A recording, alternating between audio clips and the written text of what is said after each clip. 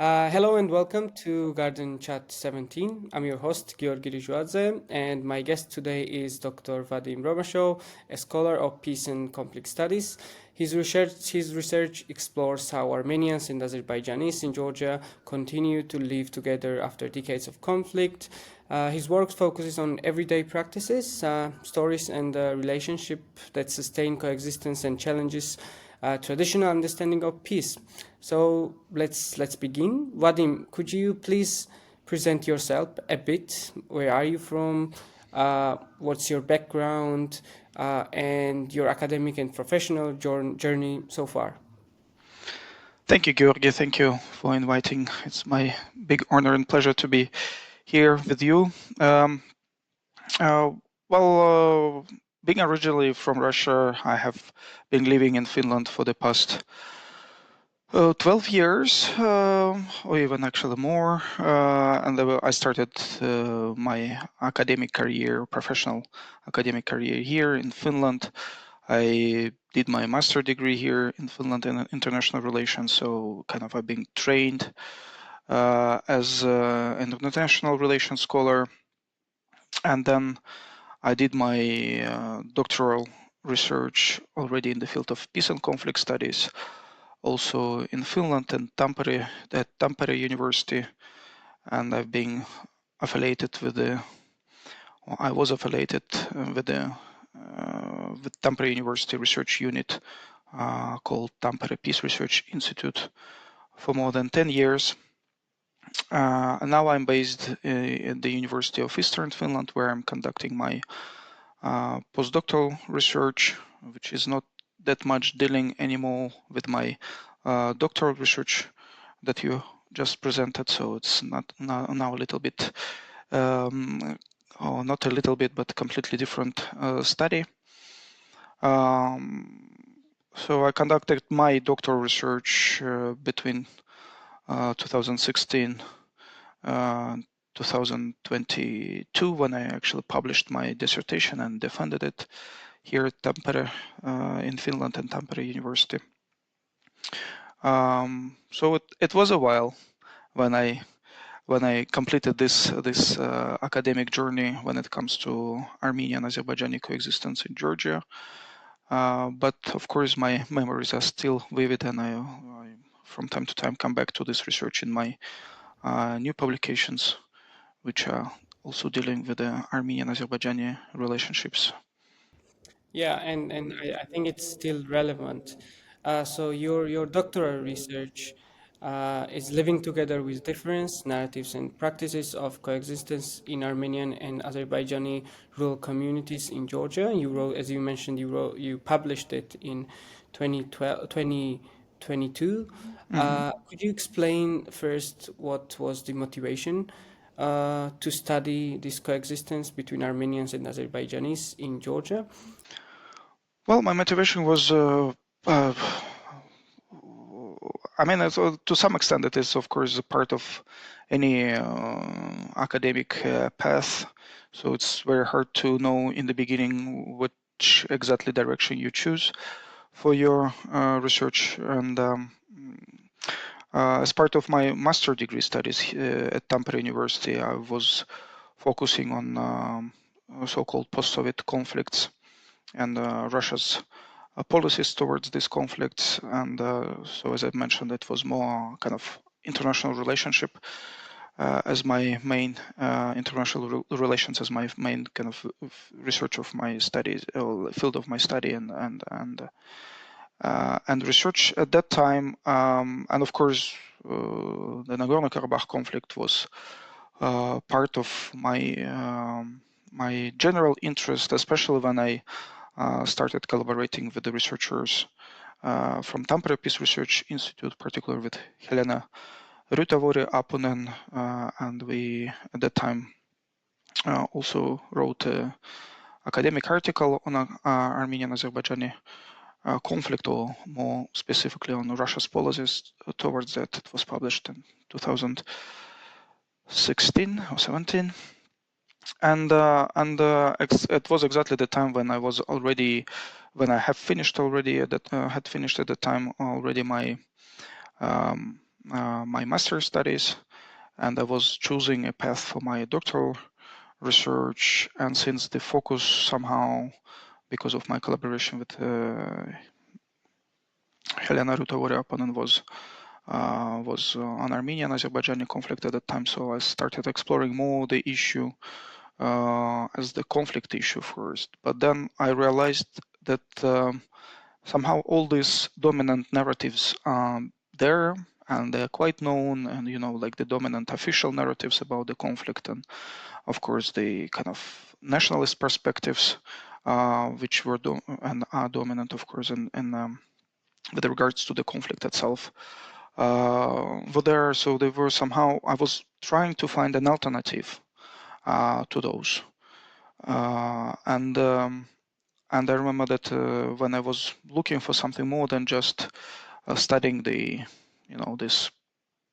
conflict itself, I started thinking about whether there are any spaces for coexistence and for everyday peace, from which we can learn and bring to kind of the realm of international relations and peace processes at the political level.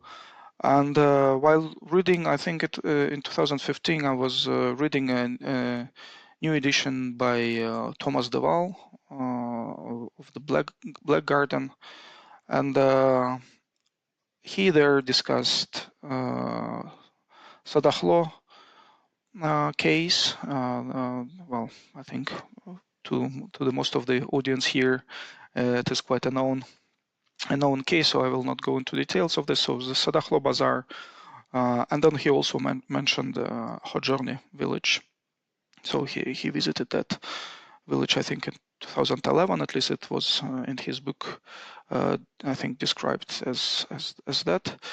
So I got very much interested in these cases. For me, it was like really a new discovery, because being myself reading mostly official documents and media, and then like political statements. So of course I was very much I have myself internalized these kind of conflict discourses, meaning that as was once classically mentioned by one of the Armenian politician, that Armenians and Azerbaijanis are incompatible nations, and that basically the conflict itself is very intrinsic to the society, and like it's basically meaning that it cannot be overcome. But then when, of course, reading about this everyday cases and coexistence, I got quite interested. Actually, at that time, I already was thinking to conduct research on bazaars, but in Russia. So like in big cities of Russia, where Armenians and Azerbaijanis, to my knowledge at the time, that I already had, because of like while visiting big cities in Russia, so that the Armenians and Azerbaijanis and their everyday business life in bazaar settings, so like big marketplaces in Russia, they actually do business together, do cooperate. And I was thinking maybe that could be my focus, or then just generally diasporic relations between diasporas of Armenians and Azerbaijanis in Russia. But then when I read that book by de Waal, the second edition of it, then I got even more interested because of this very localized context of villages, rural communities, especially because we know that in the past, prior to the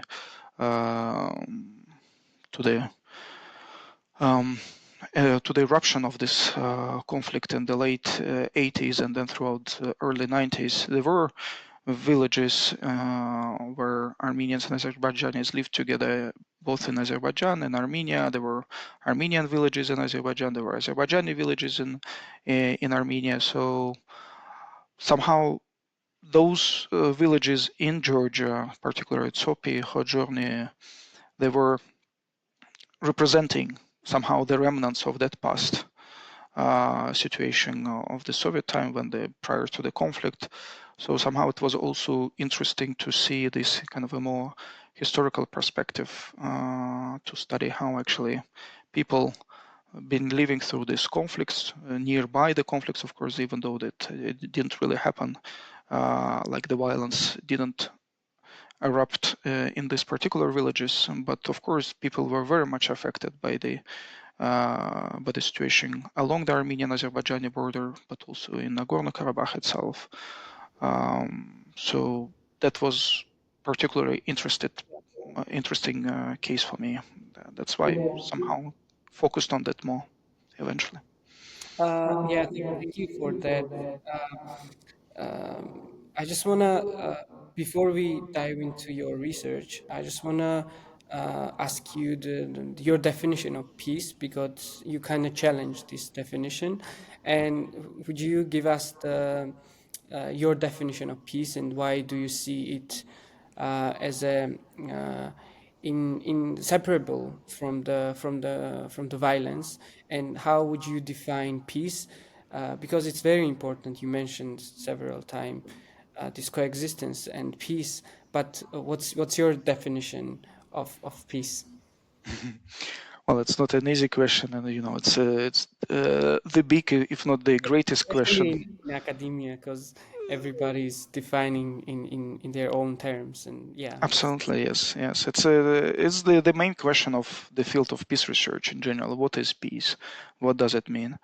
I don't really try to come up to any conclusion as such in my dissertation.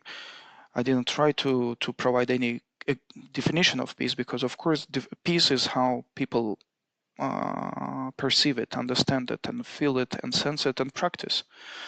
And that's why, like for me, the main kind of definition of peace should be driven by the people with whom I have conducted my research, so by these communities themselves. But you mentioned rightly that you kind of notice an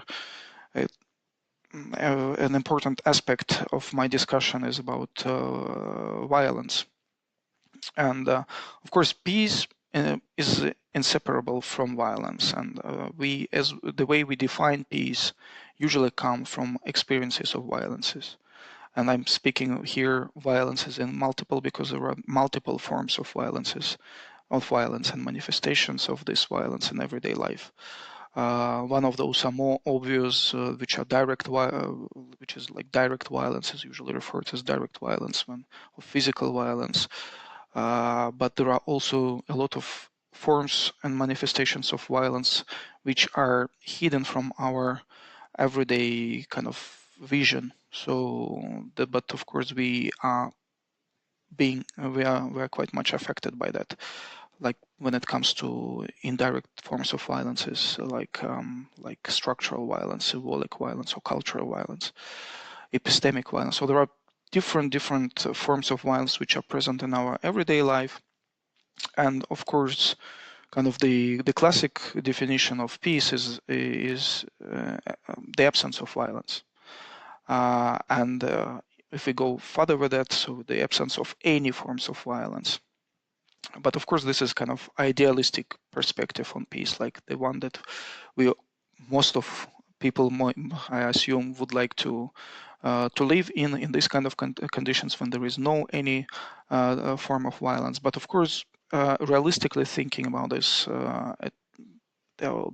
that's an impossible as such. So this is a certain goal towards which we can all strive and do our peace work, for example, for that.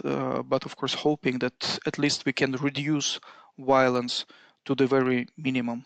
And I mean here, of course, all types of violence. But of violence itself is irreducible. So it's impossible to completely eliminate violence from our daily life because it's part of our language, part of the way we interact with people. Certain forms of violence, as structural violence, can be solved with certain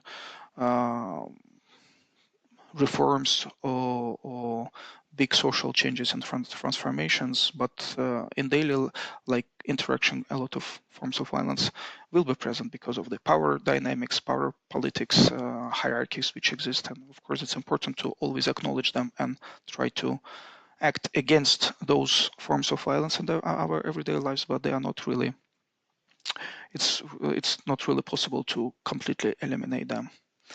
And violence also has this broad understanding, as you mentioned.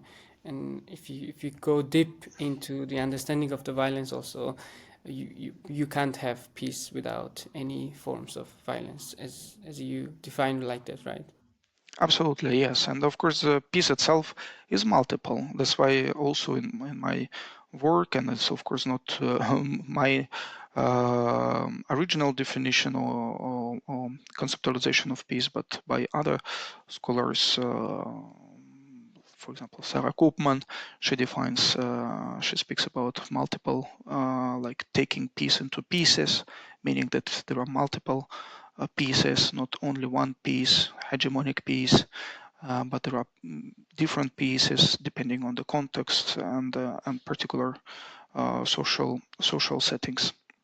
So of course, this is what I actually try to explore, and that I try to explore what kind of understanding of peace, what kind of peace people and whether they speak about peace in these villages and these particular rural communities that I focused on, because they may have their own piece among multiple other pieces that any one of us has in their mind.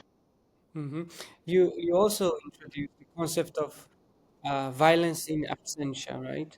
Could you break down for us in simple terms what does it mean and explain how it shapes the way communities in Georgia, Azerbaijani, and Armenian communities see one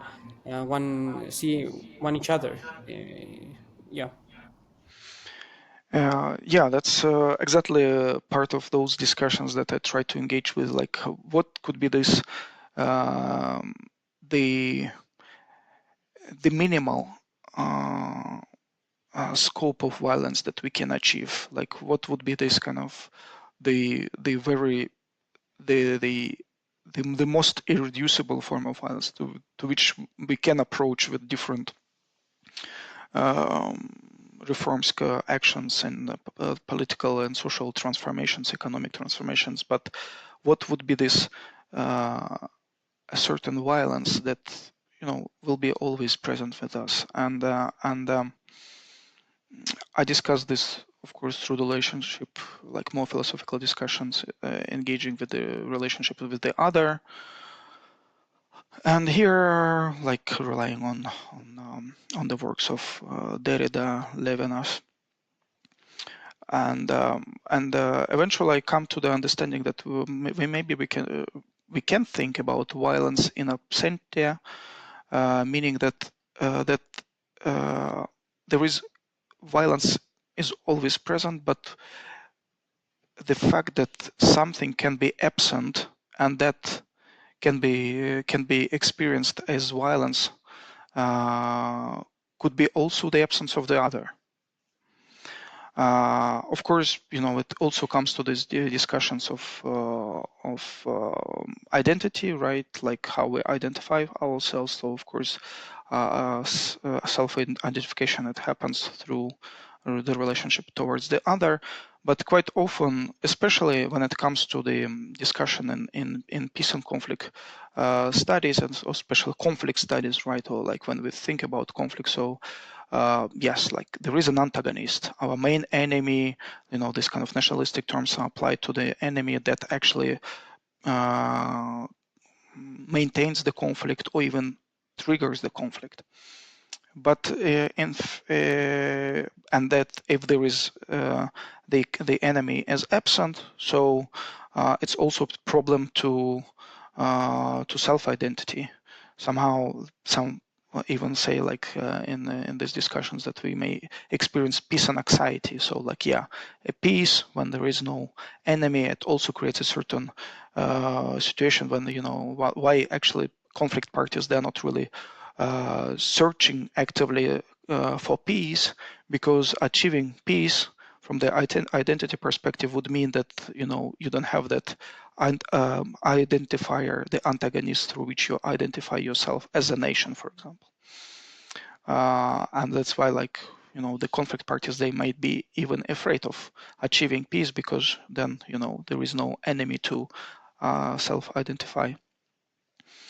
But I try to go beyond this idea, and think about that. Yes, okay, there is this, of course, in conflict settings, yes, and especially nation state discussions, the nations, the societies, and the individuals, they tend to define themselves through the relationship with the other as enemy. But the other is not only negative other. Other is also can be, considered to be friendly other in a way, or like potentially to be a friend, or the people we are living with, and if we are thinking about, yes, in a very abstract way, when we are always afraid of the other, as the other can harm us. I brought this example of my observation, like, like how I see the situation when you are working in a in a dark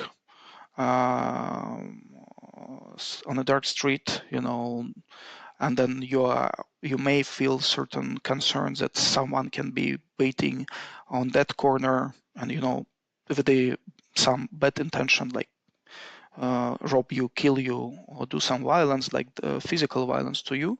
But at the same time, quite often we hope that there will be someone else, or maybe this other can actually help you from this darkness, like actually bring you certain light, that yes, you are working on, and maybe that you expect that behind that corner is not only your enemy, but also potentially your friend. So when we speak about absence of that, so it's exactly absence of this potential of the other to have this both dimensions of being a friend and being an enemy.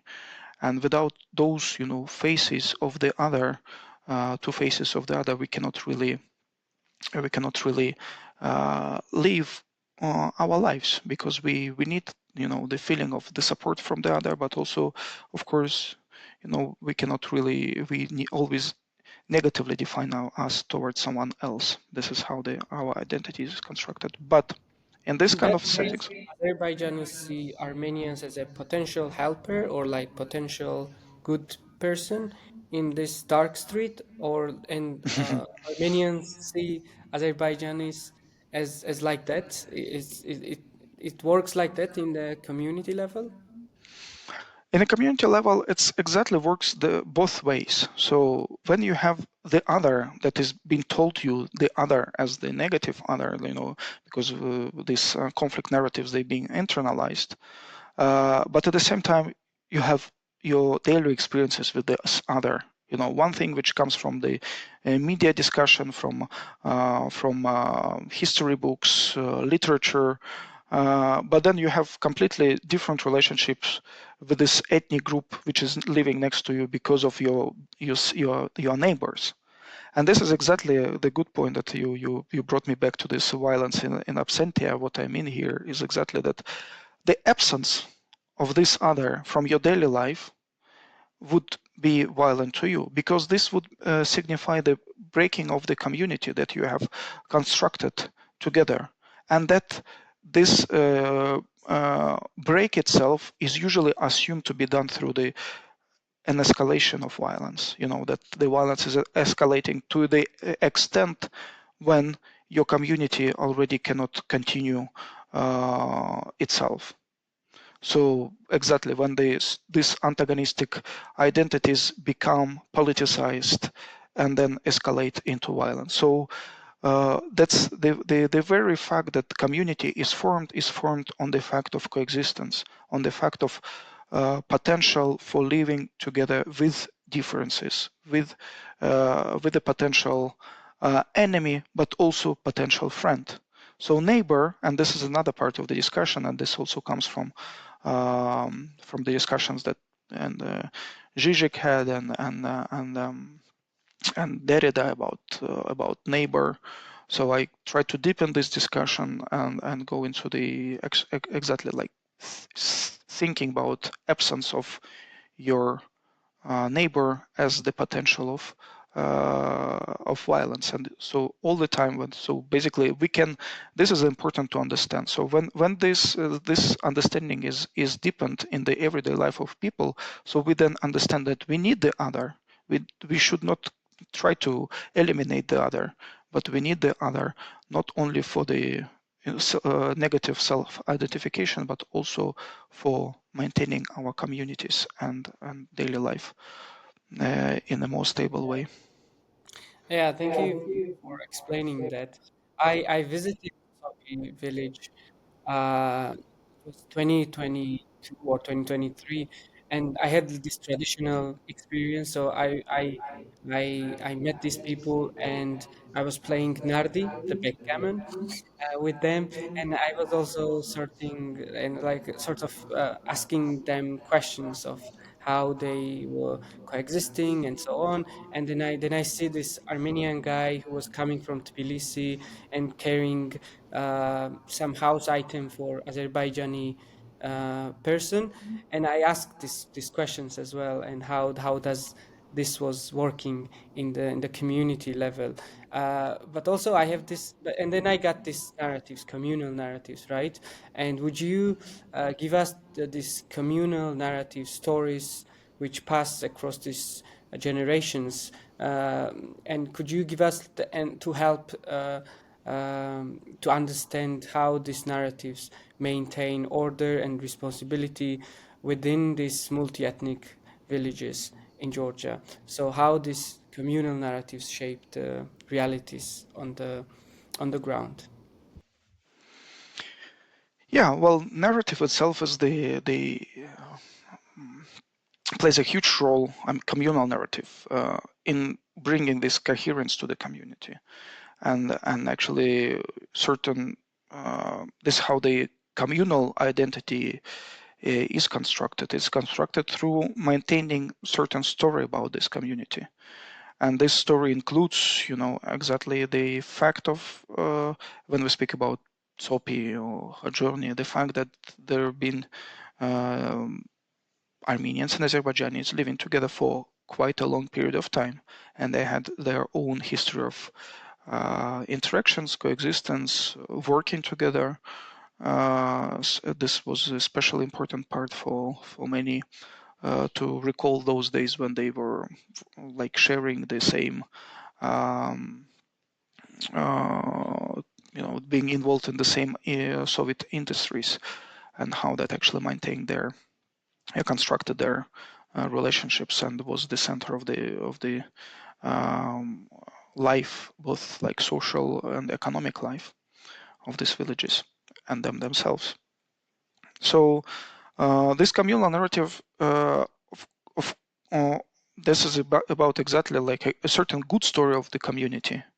A good story, I try to emphasize here, of course, the different interpretations of community, of the village, that individual like villagers may have, but eventually when they speak or reflect on the past of these villages, they present quite a good story about this village. Yes, with all these difficulties, social, economic hardships that they have experienced, but the fact when they describe the community, they describe what actually keep them as a community.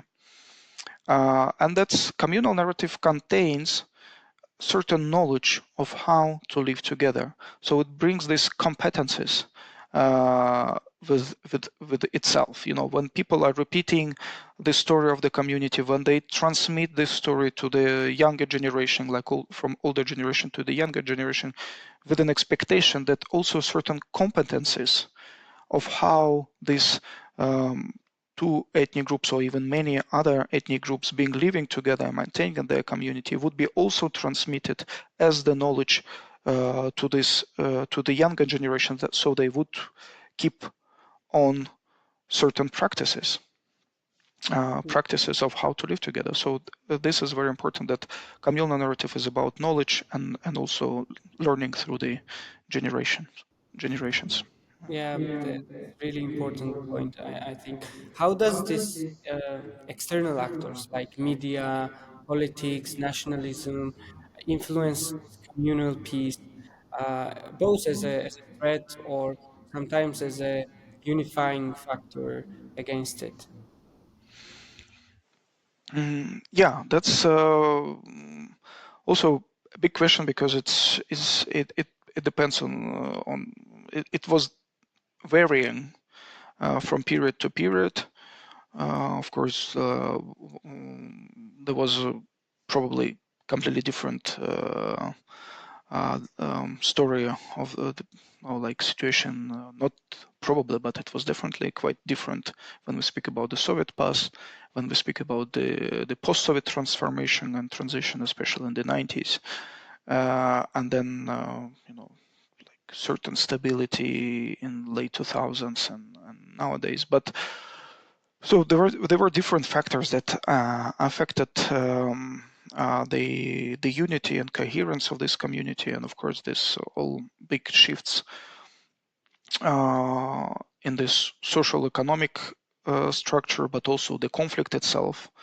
Of course when we speak about Armenian-Azerbaijani conflict, Nagorno-Karabakh conflict, of course a lot of effects came from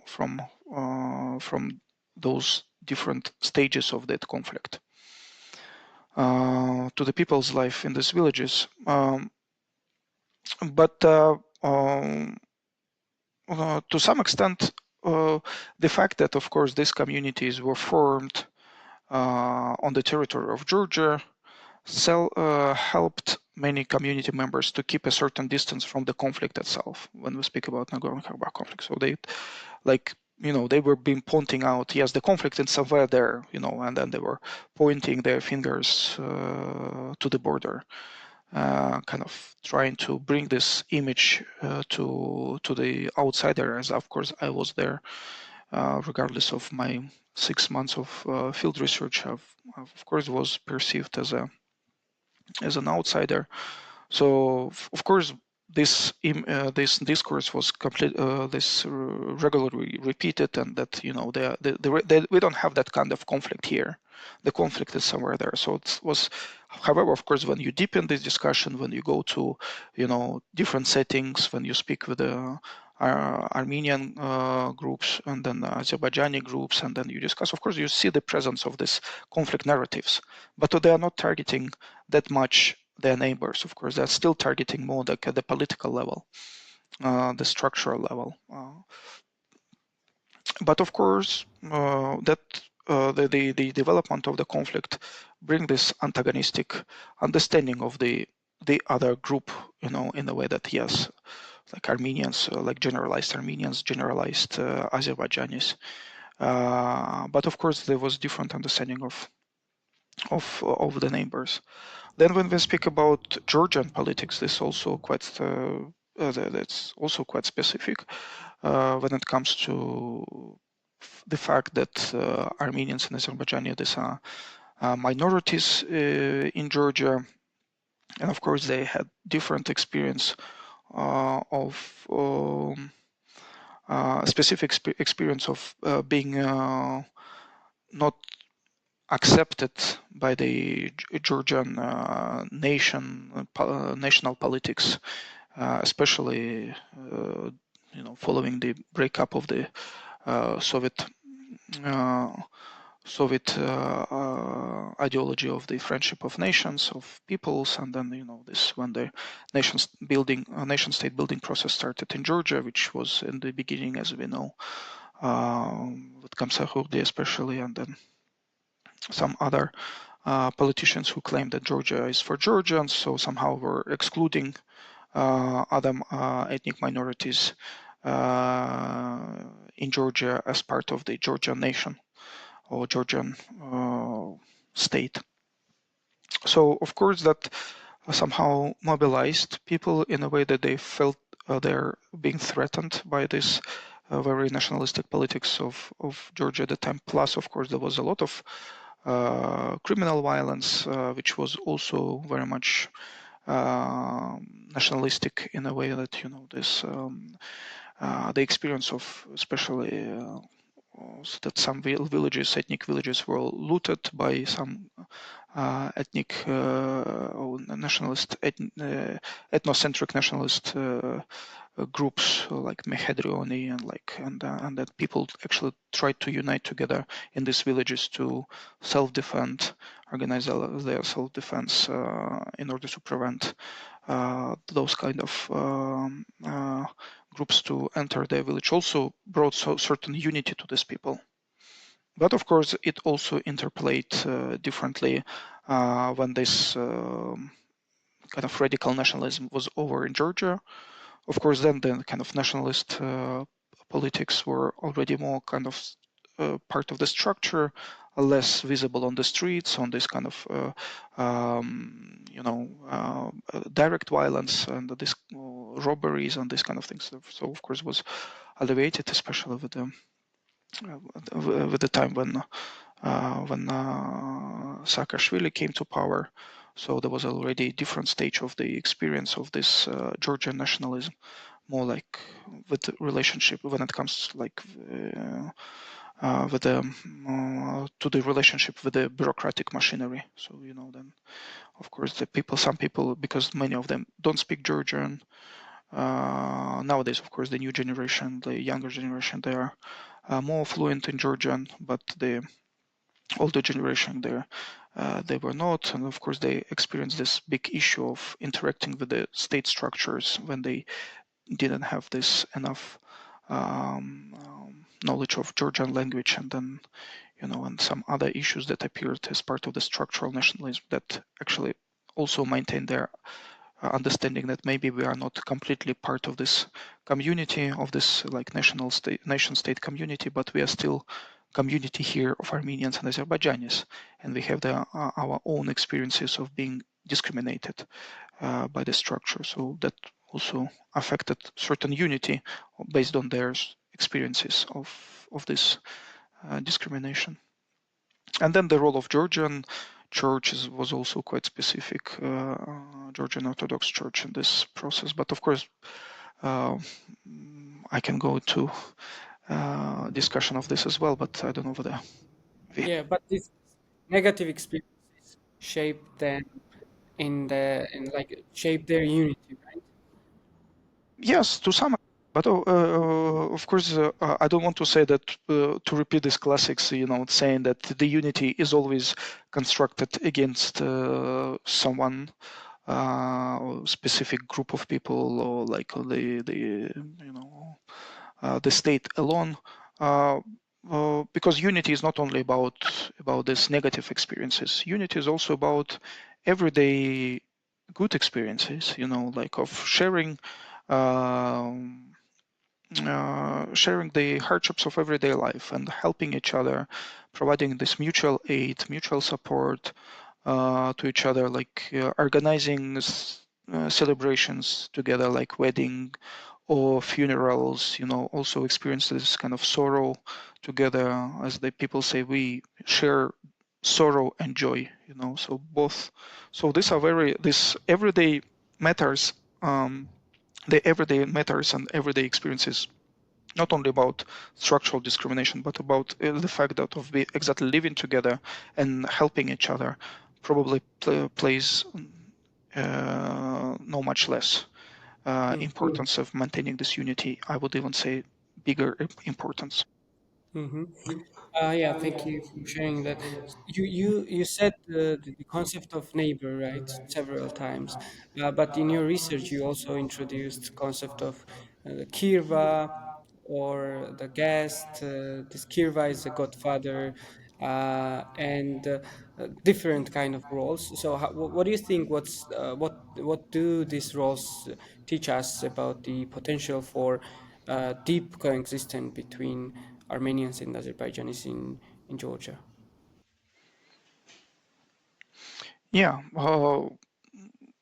there have been. That's exactly the kind of was concluding part of my discussion when I've been reflecting also on my position there as a guest, and that's outsider, and this was certain several faces of the other, that that this transformation of the image of the other is happening from the guest to the neighbor, and then probably even something closer than that, friend and kirva, and in this case, and this was of course the tradition of Kervalik was part of the important for me to deepen my kind of philosophical perspective into the other. Why actually such a deep bonds created between these communities, to the extent that maintains both their difference and their kind of denial of this difference. So this is interesting part of the discourse that was that I observed there, that there is continuous a maintenance of the discourse that we are different, but we are also the same. And that's exactly like what is the main organizing principle for the unity of this community. So we keep the difference, but we keep also the unity, the similarity, the certain identity that we share together. So basically denying the difference and asserting the difference at the same time. And the tradition of Kervalik is exactly about that, if we think about this. So that, of course, nowadays it sounds too conservative for younger generation. So I cannot say, unfortunately, maybe it's just part of the evolutionary process, but the tradition itself is dying out, also because the demographics are changing in the region, but also, the completely new post-industrial situation that we are living, like informational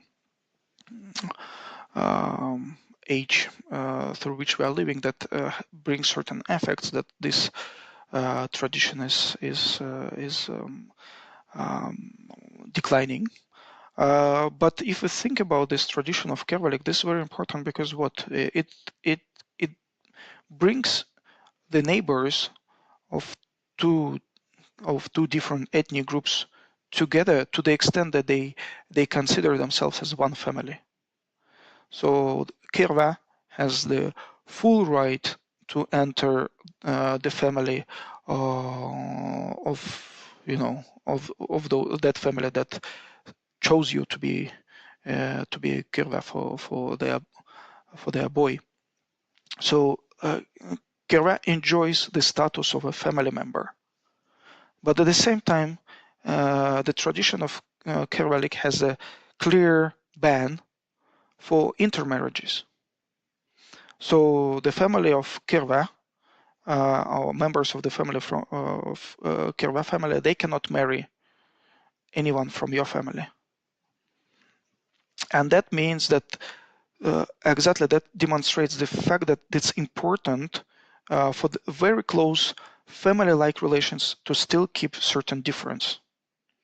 So that because the difference becomes this certain the bond link of itself, because this is the whole idea that Azerbaijani is a Muslim family prefers to have an Armenian as a kirva for their boy, because of the fact of this difference that they find important for them.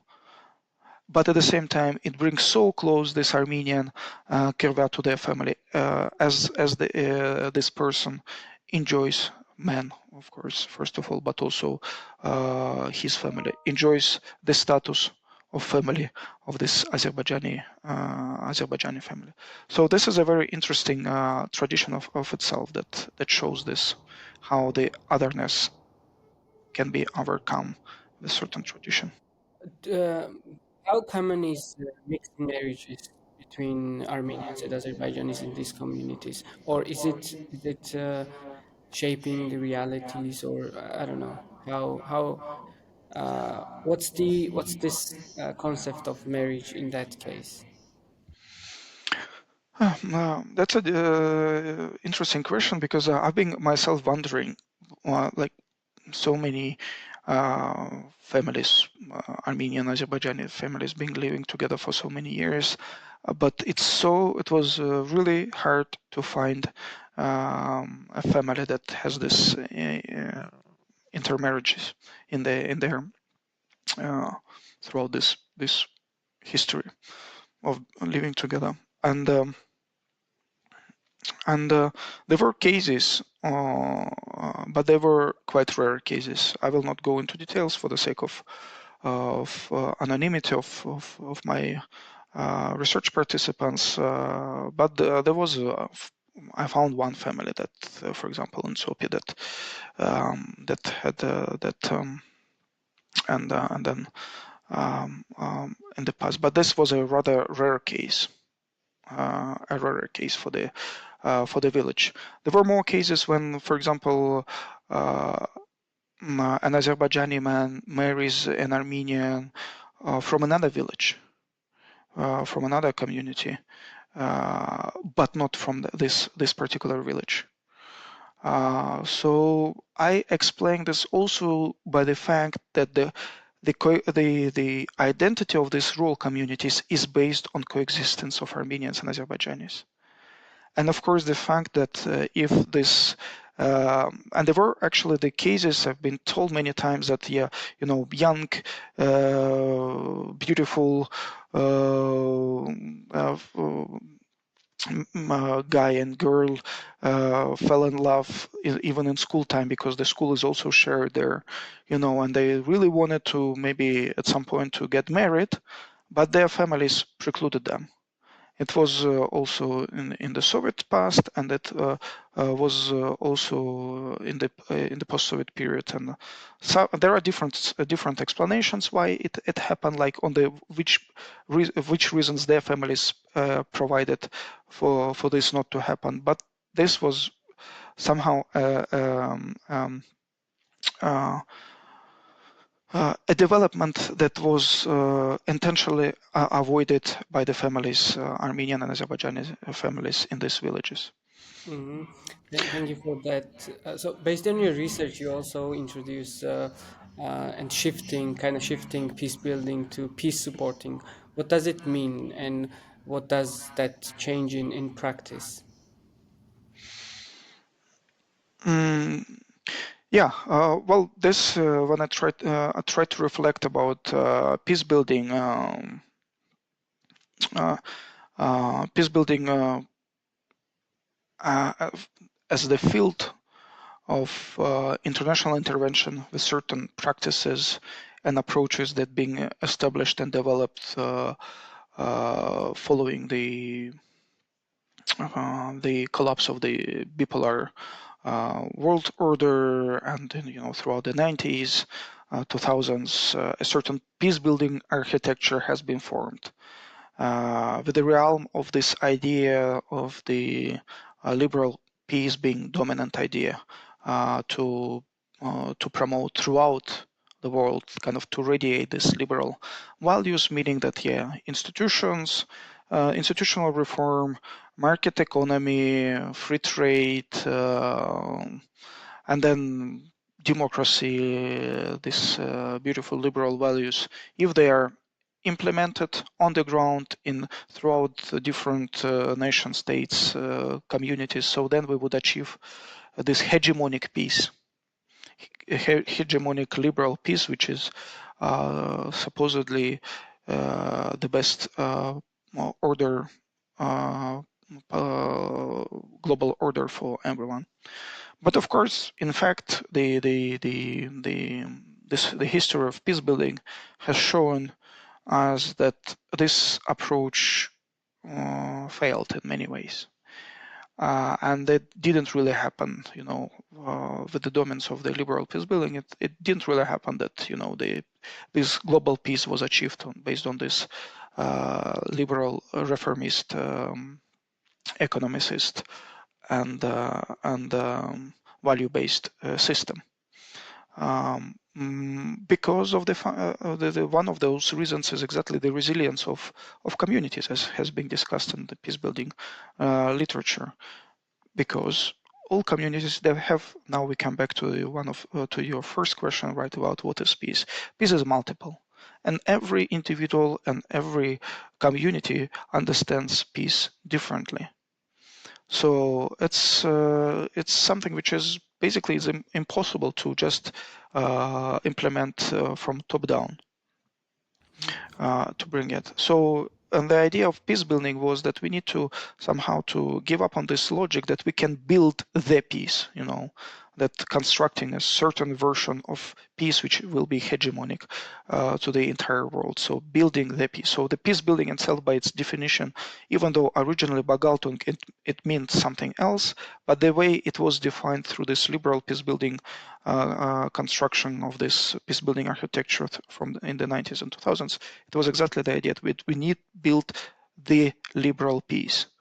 But peace supporting is a logic that certain paradigm that I try to promote in my and this is through based on this ethnographic research, but also on other discussions, academic discussions that I engage with to emphasize that peace supporting would have the logic of supporting these communal pieces. There are multiple of them, of these communal pieces, and they're happening at different scales, if you wish, So it's not only like we should not think about communities as only a village. Community, they can be, there are different types of communities, they are formed at different scales and different settings, on-site, online, whatever. But there are communities, and all of these communities, they have certain understanding what is the peace for them, and it's quite often not the one that is liberal peace building assumes. It's something else and different. And when we speak about peace supporting, exactly supporting those ideas, those concepts and practices that communities themselves have about how to achieve the peace for themselves. And that's why like supporting is about that. Yeah, and also it's very complicated because there is a social, political, economic, or identity issues coming along with the journey of peace making, peace I don't know, building, let's say, Mm-hmm. in a broader terms. Yeah, thank you for defining those two terms and in your research as well. I just want to make also I just want to ask you that these communities share this coexistence, right?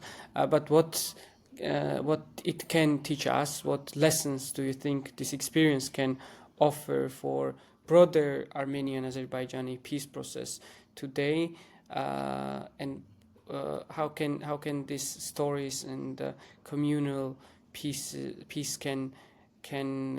uh, can be one of the pieces of broader Armenian-Azerbaijani peace process?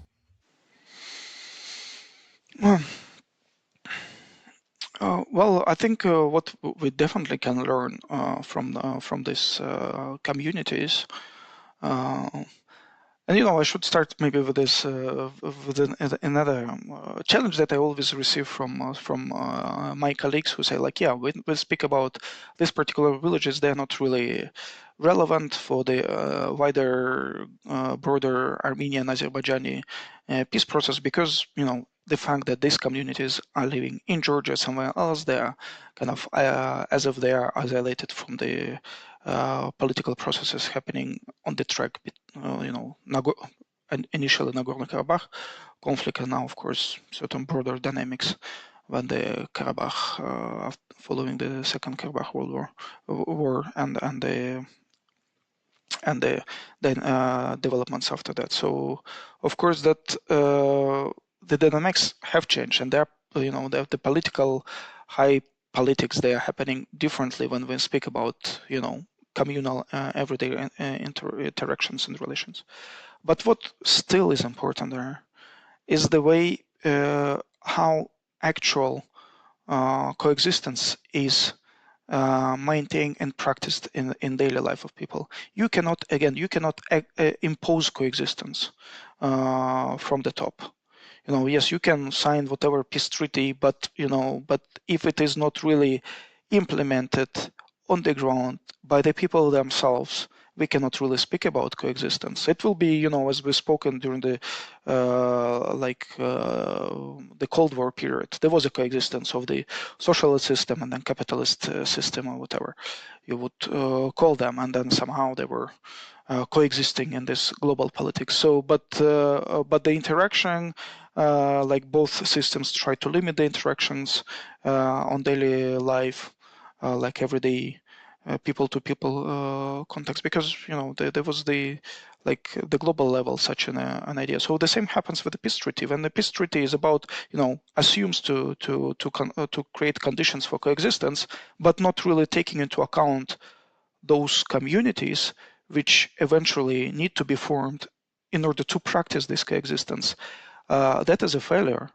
Yes, you can maybe even organize these beautiful numbers of coexistence in economically. You can see, okay, trade, is increasing, so the business is happening. So as a sign of coexistence between the states. But it's not about daily life of people. Yes, constructing a corridor or whatever from Azerbaijan through Armenia to Nakhchivan to Turkey or wherever doesn't actually take into account the daily life of people. Yes, it may have a wider economic effect, increase certain interactions between Armenians and Azerbaijanis, but actually the daily living together is something else. And this is about social needs of people, their everyday needs of people, and this is constructing conditions for people to interact daily, like as like in the context of Armenian Azerbaijani rural communities in Georgia.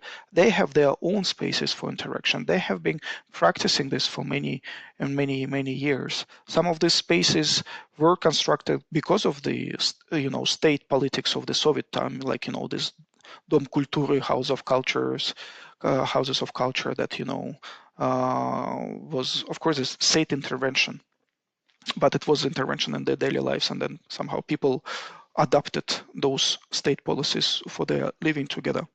But these kind of initiatives are not taking into account at all what is going to happen, along the Armenian Azerbaijani border. What is going to happen with those villages where Armenians used to live, where Azerbaijanis used to live in the past, like that had certain experience of coexistence, at least in the memory of those people who were living there, and maybe some remnants of that past. Those are important things which